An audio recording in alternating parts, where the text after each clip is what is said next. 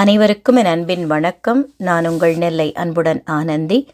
காற்றின் கால் தடங்கள் தன்முனை கவிதை தொகுப்பு நூலில் அடுத்த கவிஞர் டாக்டர் ரேணுகா பிரதீப்குமார் குணராசா, இலங்கையிலிருந்து. உங்கள் ரேகா என்ற புனை பெயரில் எழுதி வருபவர் இலங்கையின் புகழ்பெற்ற எழுத்தாளர் சாகித்ய ரத்னா செங்கை ஆழியான் என்ற கலாநிதி குணராசா அவர்களின் தலைமகள். மரபு கவிதை, புதுக்கவிதை, நவீன கவிதை, தன்முனை கவிதை, ஹைக்கூ கவிதை, சிறுகதை, பயணக் கட்டுரைகள் போன்றவற்றை எழுதி வருகிறார். காத்திருக்கும் வண்ணமையில் என்ற நூலை வெளியிட்டிருக்கிறார்.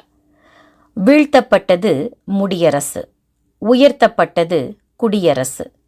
ஆட்சிகள் மாறினாலும் மாறவில்லை மக்கள் நிலை. இவருடைய கவிதை தொகுப்பிலிருந்து ஒன்று.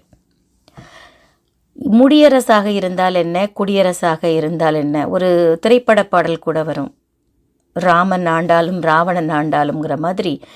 ஆட்சிகள் என்னவோ கை மாறிக்கிட்டே தான் இருக்கு. அதனுடைய அடிப்படையும் மாறிக்கொண்டே இருக்கிறது.